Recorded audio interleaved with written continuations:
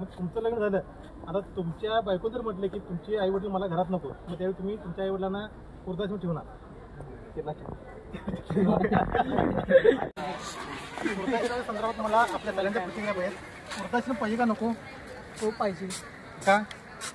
आता म्हणजे लोकांचे म्हणजे असं गरजा वाढलेल्या आहेत आणि त्यांना असं म्हणजे ज्यांचं नवीन लग्न झालं आहे त्यांनी बाहेर जाऊन म्हणजे बाहेरच्या मुलींना म्हणजे आजोबा आजी नको घरात, मुलांना सेपरेट पाहिजे. ज्या आई वडिलांनी आपल्याला लहानाचं मोठं केलं मग त्याचं काही नाही, म्हणजे लग्न झालं की आपली मानसिकता बदलली. बोल. ज्या आता आई वडिलांनी आपल्याला लहानाचं मोठं केलं सांभाळलं, मग आपलं लग्न झालं म्हणजे आपल्याला एकांत पाहिजे, म्हणून वृद्धाश्रम पाहिजे. म्हणजे आपल्या आई वडिलांनी त्या वृद्धाश्रम जायचं, त्याच्या मुलाची किंवा त्या सुनेची जबाबदारी नाही काय आपल्या आई वडिलांना सांभाळावं असं. आई सुनांना आलं की पोरांना आता आई वडील नको झालं, नको आहेत वाढत्या धावपळी मुलांना, म्हणजे लग्न झालं की आई वडील नको आहे असं झालं. मग याबद्दल काय म्हणजे तुम्हाला काय असं, म्हणजे तुमचं लग्न झालं, आता तुमच्या बायको जर म्हटले की तुमचे आई वडील मला घरात नको, मग त्यावेळी तुम्ही तुमच्या आई वडिलांना वृद्धाश्रम ठेवणार.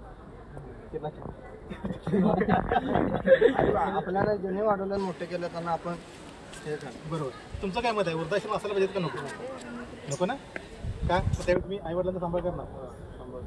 मित्रांनो, आता या मुलांच्या प्रतिक्रिया बघितल्या किंवा सगळ्यांचं मत आहे की वृद्धाश्रम नको, काहींचं मत आहे असायला पाहिजे. तर ह्या मुलांच्या ज्या प्रतिक्रिया आहेत आता, म्हणजे लग्नाच्या अगोदर कुठल्याही मुलानं आपल्या आई वडिलांना वृद्धाश्रमात ठेवले असं एक सुद्धा उदाहरण नाही, परंतु लग्न झाल्यानंतर सगळे वृद्धाश्रमात फुल आहेत. म्हणजे आता अनेक विद्यार्थ्यांनी सांगितले की लग्न झाल्यानंतर आम्हाला एकांत पाहिजे. म्हणजे ही कुठंतर परिस्थिती बदलत चालली आहे आणि मला सगळ्यांना सांगायचं की असं न करता वृद्धाश्रम संकल्पनाच बंद झाली पाहिजे आणि सगळ्या मुलांनी आपल्या आईवडिलांचा जर सांभाळ केला आणि सुनांनी जर आपल्या सासू सासऱ्यांचा सांभाळ जर आपल्या आईवडिलांसारखा जर केला तर कुठल्याही वृद्धाश्रमाची गरज पडणार नाही.